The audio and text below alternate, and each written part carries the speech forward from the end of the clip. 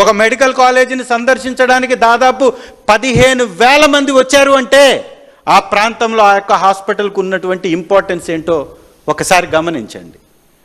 Private వ్యక్తులకి కట్టబెట్టేసి కమిషన్లు కాసుల్ని వెనక నుంచి కొట్టేయాలనేటటువంటి దుర్మార్గపు ఈ చర్యని ఖచ్చితంగా వైఎస్ఆర్సీపీ ముందుకు సాగనివ్వదు అని మరొకసారి సిద్ధం మేమందరమీ ధర్నాలకు కానీ పోరాటాలకు కానీ అని ఆ వేదికగా చూపించాం. ఇవాళ ప్రజల పక్షాన పోరాడుతున్నటువంటి ప్రతిపక్ష పార్టీ అయినటువంటి మాపై కేసులు పెడతాడు. మార్కాపురం కాలేజీకి వెళ్ళినందుకు, ఆ కాలేజీని సందర్శించినందుకు, ఆ కాలేజీని ప్రజలకు చూపించినందుకు, అక్కడ కాలేజీ లేదు అన్నటువంటి తప్పుడు ప్రచారాన్ని తిప్పికొట్టినందుకు మాకు దక్కినటువంటి గౌరవం ఏంటయ్యా అంటే దొంగ కేసులు, తప్పుడు కేసులు. ఇవాళ నేను అడుగుతున్న చంద్రబాబు నాయుడు గారిని, నిజంగా పీపీపీ పద్ధతి అంత మంచిదైతే అమరావతి అని పేరు చెప్పి మీరు చేస్తున్నటువంటి రియల్ ఎస్టేట్ రాజధాని భ్రమరావతి, ఆ భ్రమరావతిని కూడా ఈ పీపీపీ పద్ధతిలో కట్టొచ్చుగా. 2 లక్షల కోట్లు అప్పు తీసుకొచ్చి లక్షల కోట్లు పెట్టి అమరావతి అని కొందరి రాజధాని అయినటువంటి ఈ ప్రాంతానికే పెట్టాలని మీరు అనుకుంటున్నారు అంటే మీకు దీనిలో ఉన్నటువంటి తప్పుడు ఆలోచన ఏంటి బయట పెట్టాలి మీరు. హైదరాబాదుని 9 సంవత్సరాల్లో నేను నిర్మించి ప్రపంచ పటంలో ఇరికించానని చెప్పుకుంటుంటాడు ఈ పెద్ద మనిషి. అయ్యా, నువ్వు 9 సంవత్సరాల అమరావతిని కట్టింది నిజమని నువ్వు చెప్పేది వాస్తవం అయితే మరి అమరావతి 6 సంవత్సరాలు అయిపోయింది కదా నువ్వు అధికారంలోకి ఉండబట్టి. ఈ 6 సంవత్సరాల్లో ఒక్క పర్మనెంట్ ఒక భవంతిని నిర్మించగలిగేవా? ఒక సింగిల్ భవంతిని నిర్మించగలిగేవా? 5,000 కోట్లు గతంలో ఖర్చు పెట్టినటువంటి మీరు ఈ అమరావతి లక్షల కోట్లు ఏ రోజు ఖర్చు పెట్టి నిర్మిస్తారు? అమరావతి అనేది కూడా ఒక భ్రమ. ఈ భ్రమలో అబద్ధాలలోనే ఈ రాష్ట్ర ప్రభుత్వాన్ని నడిపించాలనేది చంద్రబాబు నాయుడు గారి యొక్క అలవాటుగా మారిపోయింది. 40 సంవత్సరాల నాయకుడికి ఒక్క మంచి చేశానని చెప్పుకోవడానికి ఒక్కటి ఉందా? ఒక పథకం ఉందా? ఒక ప్రాజెక్ట్ ఉందా? ఇవాళ వెలుగొండ ప్రాజెక్టు మీద కూడా, నా ప్రాంతానికి సంజీవని అయినటువంటి వెలుగొండ ప్రాజెక్టు మీద కూడా విష ప్రచారం చేస్తున్నటువంటి చంద్రబాబు నాయుడు గారు, నేను సూటిగా అడుగుతున్నా, నీ పుట్టిన రోజున 1995లో కొబ్బరికాయ కొట్టానన్నారే, మరి 9 సంవత్సరాల్లో హైదరాబాద్ లాంటి మహానగరాన్ని నిర్మించానని చెప్పే మీరు వెలుగొండ ప్రాజెక్టులో తట్టడు మట్టి తీశారా? చెంబుడు నీళ్లు పోసారా? ₹1 కోటి ఖర్చు చేశారా? మీకు దమ్ము ధైర్యం ఉంటే వెలుగొండ ప్రాజెక్టులో మీరు పెట్టినటువంటి ఖర్చు ఎంతో ఆ 9 సంవత్సరాల్లో మీరు రిలీజ్ చేయండి.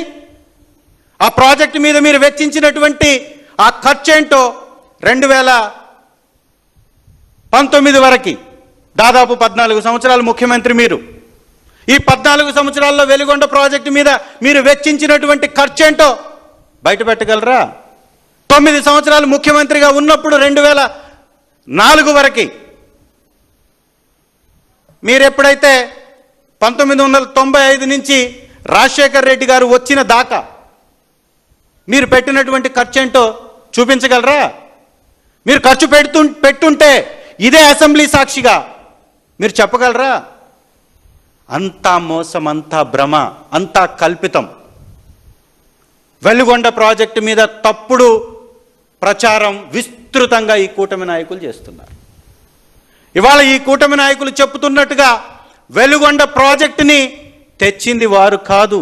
వెలుగొండ ప్రాజెక్టుని శంకుస్థాపన చేసి దివంగత మహానేత రాజశేఖర్ రెడ్డి గారు 2004లో అధికారంలోకి వచ్చిన తర్వాత ల్యాండ్ ఎక్విజిషన్, పర్యావరణ అనుమతులు, డిపిఆర్, అలాగే టెండర్లు ఇవన్నీ కంప్లీట్ చేసి దాదాపు 2 టన్నెల్స్లో 11.5 కిలోమీటర్లు కంప్లీట్ చేశాడు.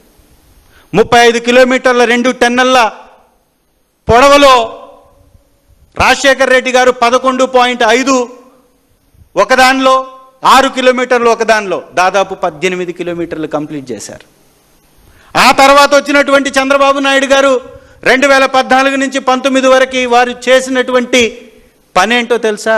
ఒక టన్నెల్లో 2 కిలోమీటర్లు, ఇంకొక టన్నెల్లో 4 కిలోమీటర్లు, అంటే 6 కిలోమీటర్లు.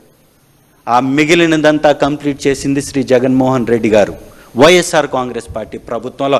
దమ్ముంటే చర్చకు సిద్ధమైతే మీ ఇరిగేషన్ మంత్రిని పంపండి, మీ ఎమ్మెల్యేని పంపండి, అక్కడికి వచ్చేసి ప్రతిసారి తప్పుడు ప్రచారం చేసేటటువంటి మీ కూటమి నాయకులందరినీ పంపండి.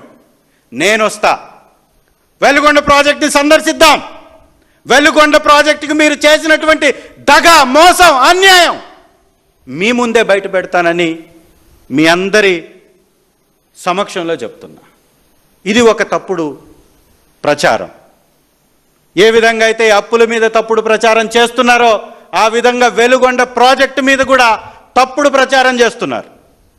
ఇవాళ ఎర్రగొండపాలెం నియోజకవర్గానికి రోడ్లు వేశారా?